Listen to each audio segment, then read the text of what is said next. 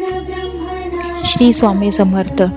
आज आपण श्री स्वामी समर्थ महाराज की जय या यूट्यूब चॅनलवर आणि श्री स्वामी समर्थ अनुभव प्रचिती भाग 4 मध्ये एक असा अनुभव ऐकणार आहात की जो अनुभव मला स्वतःला आलेला आहे। मी माझ्या आईने सांगितल्याप्रमाणे रोज नित्य सेवा जी दिलेली आहे ती करते, म्हणजे 3 अध्याय स्वामी चरित्र आणि 11 माळी श्री स्वामी समर्थ हा जप नित्य नियमाने करते। पण कधी कधी मला असं वाटलं की आज मला अस्वस्थ वाटतंय, माझी मनातील ही इच्छा स्वामींनी पूर्ण करावी, किंवा मग काही तुम्हाला आपल्याला अडचण आली आहे, काही संकट येणार असेल, मनात भीती वाटत असेल, त्यावेळेस ना तुम्ही ही सेवा जर केली ना, मी तुम्हाला सांगते मनातील जी भीती दडपण आहे ते निघून जातो। आपली जी पण इच्छा असते, आकांक्षा असते, ती पूर्ण होऊ न हो पण तिला सामना करण्याचे आपल्यामध्ये जो आत्मविश्वास आणि ते आपले संकट दूर होईल हा दृढ निश्चय अजूनच अधिकाधिक वाढत जातो।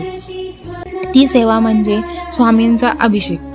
ज्यावेळेस तुम्हाला भीती वाटेल, संकट येईल असं वाटतंय, अस्वस्थ वाटतंय, त्यावेळेस स्वामींची मूर्ती घ्या।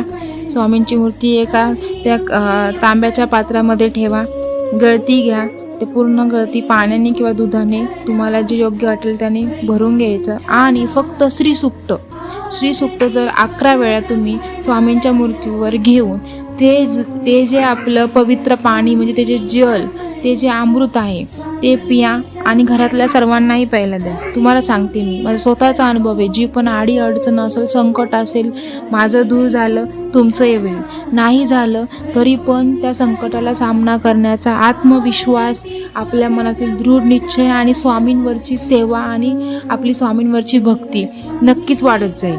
ही सेवा करून तर बघा, आणि हा व्हिडिओ आवडला ते लाईक करा, शेअर करा आणि सबस्क्राईब करा।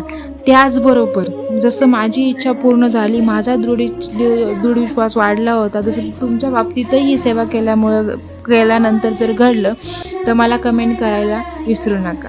श्री स्वामी समर्थ।